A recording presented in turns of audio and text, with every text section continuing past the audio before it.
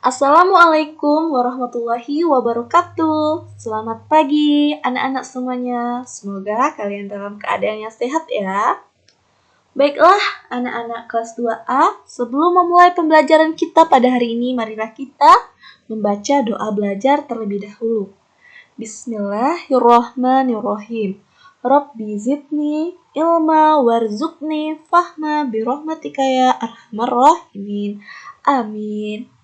Baiklah, hari ini kita akan belajar tema 2, subtema 2, pembelajaran 2 dan 3. Tolong kalian amati video pembelajaran ini dan disimak yang baik-baik ya anak-anak, agar kalian dapat paham pada pembelajaran kita pada hari ini. Coba kalian buka buku kalian pada halaman 59. Bermain di taman. Keluarga Susan memiliki taman bunga. Susan dan kawan-kawan sangat senang bermain di sana. Kadang di sana mereka juga belajar bersama. Di taman itu ada banyak bunga. Ada bunga matahari, bunga mawar, bunga melati, dan juga jenis bunga lainnya. Di taman juga, selain ada bunga, ada juga bangku taman, ada juga lampu, dan ada juga air mancur. Setelah bermain di taman, Susan pun mengajak bernyanyi dan menari bersama. Bernyanyi dan menarikan lagu Lihat Kebunku. Mari kita menyanyikan lagu Lihat Kebunku bersama-sama.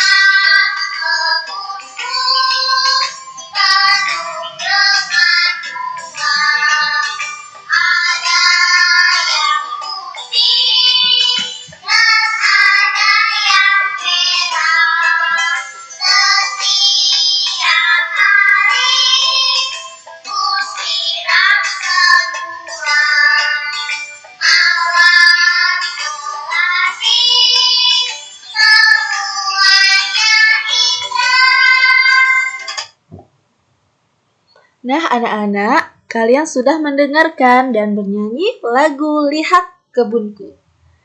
Jadi anak-anak, di taman itu banyak benda-benda di sekitar taman yang sangat beragam. Beragam warnanya, bentuknya, ukurannya, permukaan, dan kegunaannya. Seperti air. Air itu termasuk benda cair. Permukaannya sangat halus. Kemudian ada juga bunga matahari. Bunga matahari itu permukaannya kasar, seperti itu. Bunga termasuk benda padat. Jadi, setiap benda itu memiliki kegunaannya sendiri. Setiap benda dapat dimanfaatkan manusia untuk kehidupannya. Semua benda juga dapat ditata untuk dinikmati keindahannya, seperti bunga yang ada di taman. Itu sudah ditata rapi dan dapat dinikmati keindahannya. Saat melihat banyak benda di sekitar kita, kita akan menemukan beragam benda. Ada yang berwujud padat dan juga ada yang tidak berwujud padat. Ada yang berwarna dan juga ada yang tidak berwarna. Ada yang ukurannya besar dan juga ada yang kecil. Begitu juga Allah menciptakan manusia dengan sangat beragam.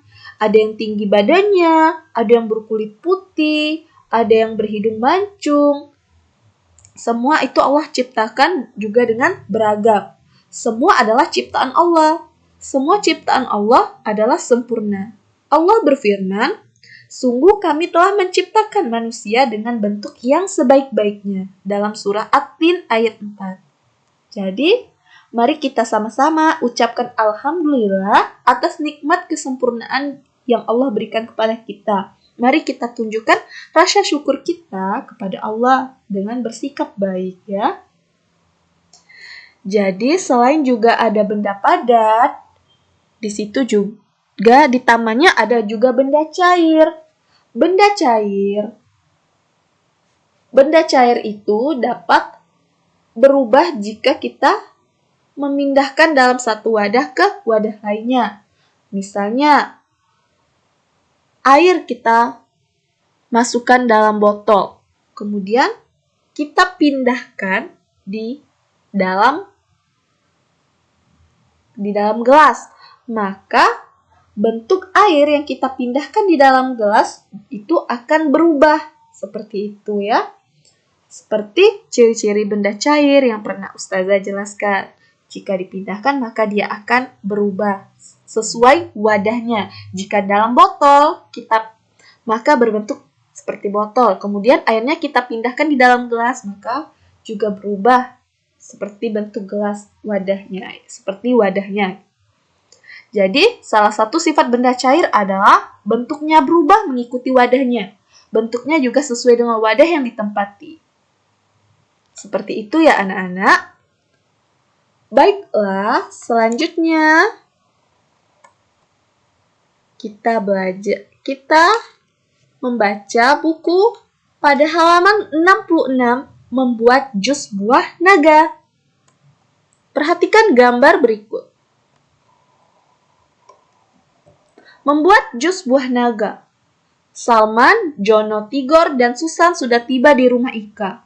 Mereka mengerjakan tugas kelompok dari guru.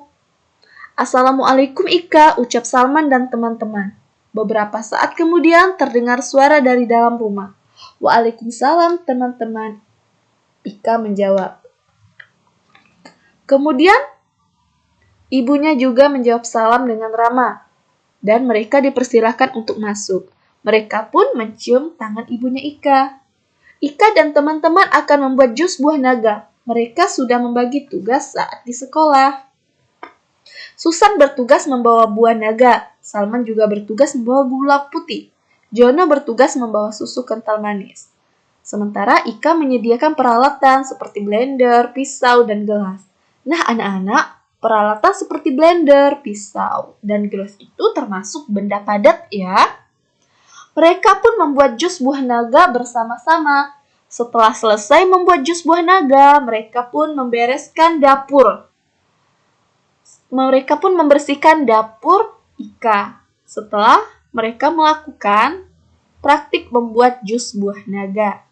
Jadi, adapun aturan saat bertamu atau berkunjung ke rumah teman itu, yang pertama mengucapkan salam. Yang kedua, kita bersalaman dan mencium tangan orang tua teman. Seperti yang dilakukan Salman, Jono, Tigor, dan Susan. Mereka datang ke rumah Ika, kemudian bersalaman dan mencium tangan orang tua Ika. Seperti itu. Kemudian bersikap sopan. Dan jangan membuat rumahnya berantakan. Setelah kita kerja kelompok di rumah teman, maka kita bersihkan lagi rumahnya, kita bereskan, dan jangan sampai membuat rumahnya menjadi kotor, seperti itu ya. Jadi saat berkunjung ke rumah teman itu, Ustazah ulangi bahwa ada aturan-aturan yang harus kalian taati. Yang pertama, mengucapkan salam, lalu bersalaman dan mencium tangan orang tua teman. Hal itu termasuk bentuk hormat kita kepada orang tua teman kita. Seperti itu ya anak-anak. Selanjutnya kita belajar tentang menghitung perkalian 1 dan perkalian 0. Apa itu perkalian 1 dan perkalian 0? Mari kita simak baik-baik. Yang pertama kita belajar tentang perkalian bilangan dengan angka 1. Perkalian bilangan dengan angka 1 artinya semua bilangan jika dikalikan 1 maka hasilnya sama dengan bilangan itu sendiri. Contoh, 6 dikali 1 sama dengan 6.